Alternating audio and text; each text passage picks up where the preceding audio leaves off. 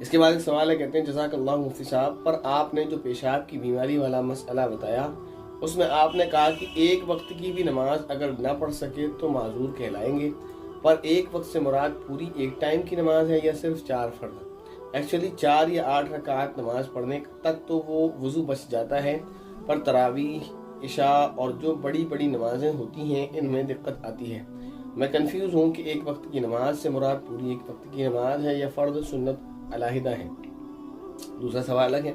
پہلا سوال کلیئر کر لیتے ہیں۔ کوئی بھی شخص معذور کب کہلاتا ہے؟ پہلے اسے اچھے سے سمجھیں۔ کسی شخص کو کوئی ایسی بیماری لگی جس کی وجہ سے اس کو ایک نماز کا وقت اس پر ایسا گزر جائے کہ اس میں وہ نماز اس یعنی بیماری کی وجہ سے نہیں پڑھ سکتا ہے وضو کر کے، یعنی اگر اس بیماری کی وجہ سے اگر ہم یہ مانیں کہ اس کو ایسا ٹائم نہیں ملتا ذرا سا بھی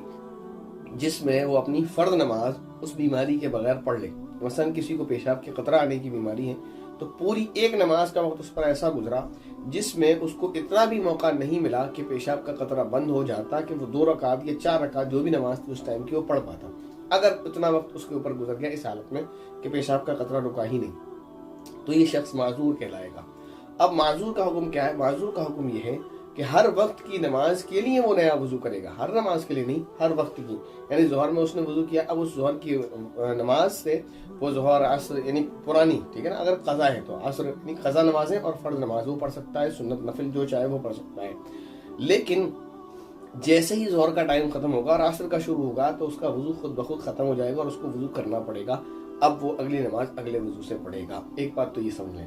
لیکن اگر پھر کبھی آگے چل کر اس کو ایسا وقت مل جاتا ہے یعنی پورے وقت میں کہ وہ نماز اپنی اس حالت میں پڑھ لے کہ وہ اس کو یہ بیماری نہیں تھی، یعنی اس کو پیشاب کا قطرہ آیا ہی نہیں، اس کو اتنا وقت مل گیا، اس نے نماز پڑھ لی، یعنی کسی بھی وقت میں اس نے ایسے نماز پڑھ لی کہ اس کو پیشاب کا قطرہ آیا ہی نہیں، بغیر قطرے کے اس نے نماز پڑھ لی، پھر یہ معذور کے حکم سے نکل جائے گا، تو پھر اس کا وہی حکم ہوگا جو عام حالت میں ہوتا ہے کہ قطرہ آنے سے وضو ٹوٹ جائے گا۔ لیکن اگر پھر اس کے ساتھ ایسی حالت پیش آتی ہے کہ اس کو ایک وقت ایسا گزر جائے کہ اس کو بالکل بھی موقع نہیں ملے تو پھر معذور کے حکم میں ہو جائے گا۔ تو یہ بات آپ نے اچھے سے سمجھ لی ہوگی امید ہے۔ اب سوال آپ کا یہ ہے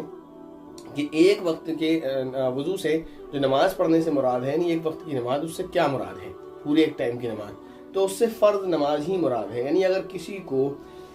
پورے ٹائم میں اتنا وقت مل جاتا ہے کہ وہ صرف فرض نماز ادا کر سکتا ہے اس بیماری کے بغیر، نہیں کسی نے مثلا عشاء کی آپ نے لی، عشاء کی نماز میں کسی کو ایک وقت ایسا مل گیا تو مسجد پہنچا، جماعت سے اس نے نماز پڑھی اور اس میں اس کو ایسا موقع ہوا کہ ایک بھی قطرہ اس کو نہیں آیا تو وہ معذور نہیں ہے۔ اب وہ معذور نہیں ہے تو پھر اس کے لیے حکم یہی ہے کہ اگر اب سلام پھیرنے کے بعد اس کا وضو ٹوٹتا ہے تو اس کو وضو کرنا پڑے گا سنتیں پڑھنے کے لیے۔ پھر اس نے سنت پڑھ لی اور اس کا وضو ٹوٹ گیا اور سنت پڑھتے میں نہیں ٹوٹا تو پھر اس کو جو ہے پڑھنا پڑے گا، تو اس طرح چلتا رہے گا سلسلہ۔ لیکن اگر اس کو عشاء کی نماز اس نے پڑھی اور عشاء کی نماز میں بھی اس کو چاہے ایک ہی قطرہ آ گیا، اس کو ٹائم ہی نہیں ملا، موقع ہی نہیں ملا، اس کو قطرہ آ گیا اور پہلے سے بھی وہ معذور یعنی کسی وجہ سے معذور کے حکم میں تھا، عشاء کا ٹائم تو لمبا ہے یا تو پھر ویٹ کرنا پڑے گا پورے ٹائم کے لیے، تو اگر پہلے سے معذور تھا یا پھر ویٹ کر کے دیکھیں کہ پورا ٹائم نکل گیا اس میں قطرہ نہیں آیا تو معذور نہیں ہے، آ گیا تو معذور ہے۔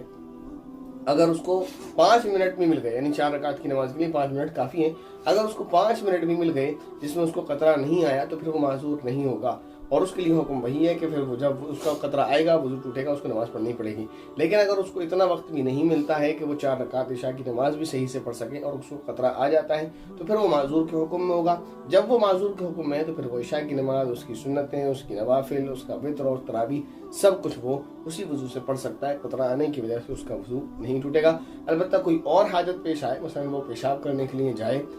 جو ہے یا اس کو دوسری کوئی حاجت پیش آ جائے تو اس سے وضو ٹوٹ جائے گا۔